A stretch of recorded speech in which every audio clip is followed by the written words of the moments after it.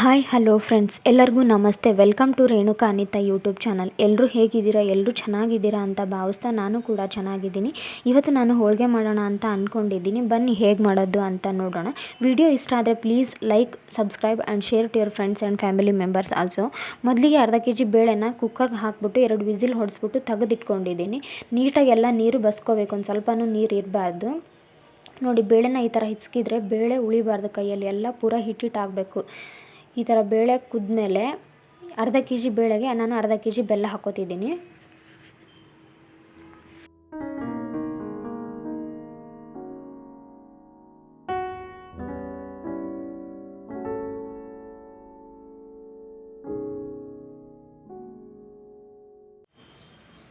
ಇದಕ್ಕೆ 2 ಏಲಕ್ಕಿ ಕೂಡ ಹಾಕೋತೀನಿ.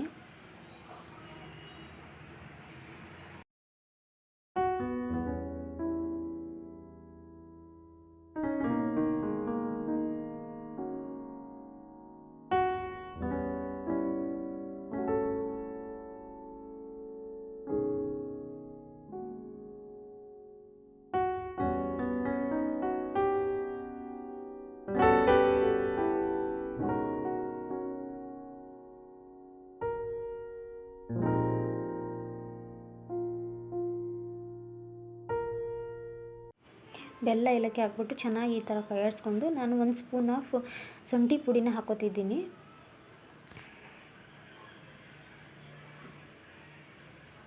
ಚೆನ್ನಾಗಿ ಕೈಯಾಡಿಸ್ಕೋಬೇಕು.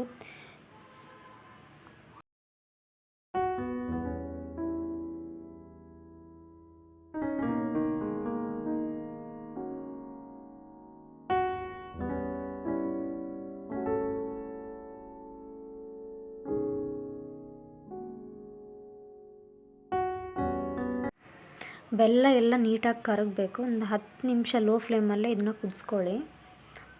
ಅದು ಬೆಲ್ಲ ಅದೆಲ್ಲ ಕರಗಲಿ, ಅಲ್ಲಿ ಮಟ್ಟ ಹಿಟ್ಟು ರೆಡಿ ಮಾಡ್ಕೊಳ್ಳೋಣ. ಒಂದು ಬಾಣಲೆಗೆ ಹಿಟ್ಟು ಹಾಕ್ಕೊಂಡು ಇದಕ್ಕೆ ಸ್ವಲ್ಪ ಅರಿಶಿನ ಪುಡಿ ಹಾಕ್ಕೊಂಡು ಸ್ವಲ್ಪ ನೀರು ಹಾಕ್ಕೊಂಡು ಕಲಿಸ್ಕೋಬೇಕು.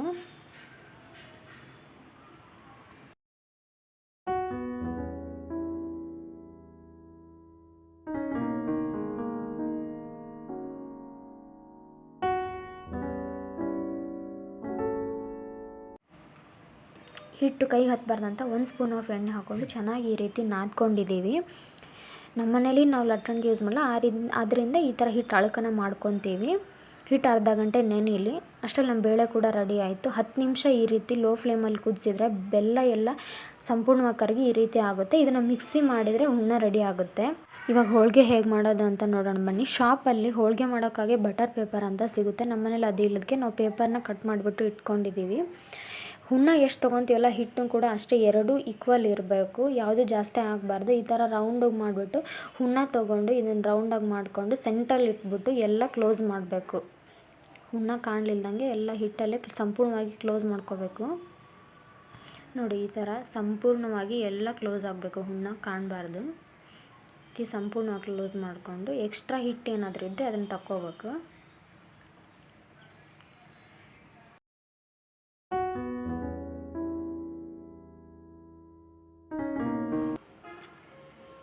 ನೋಡಿ, ಇವಾಗ ಪೇಪರಿಗೆ ಸ್ವಲ್ಪ ಎಣ್ಣೆ ಹಾಕ್ಬಿಟ್ಟು ಮೇಲೆ ಸ್ವಲ್ಪ ಎಣ್ಣೆ ಹಾಕ್ಬಿಟ್ಟು ಪೇಪರ್ನ ಕ್ಲೋಸ್ ಮಾಡಿಕೊಂಡು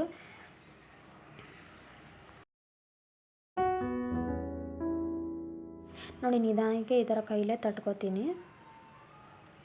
ಈ ಥರ ಕೈಲೇ ನಿಧಾನಕ್ಕೆ ತಟ್ಕೊತೀವಿ. ನಮ್ಮ ಮನೇಲಿ ನಾವು ಲತ್ತೋಡಿ ಯೂಸ್ ಮಾಡಲ್ಲ.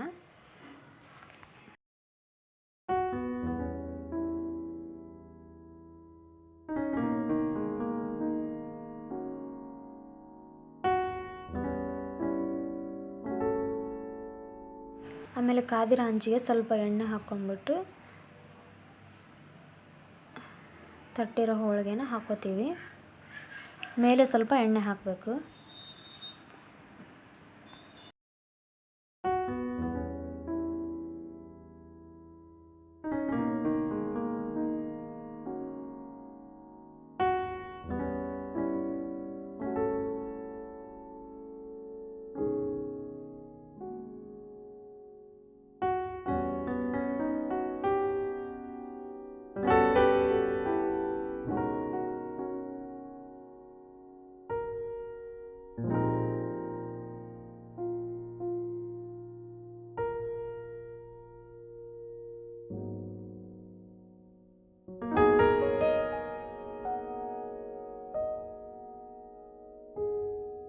ನೋಡಿ ಫ್ರೆಂಡ್ಸ್, ಹೋಳಿಗೆ ಎಲ್ಲ ಎಷ್ಟು ಚೆನ್ನಾಗಿ ಉಬ್ಬಿ ಬರ್ತಾ ಇದೆ.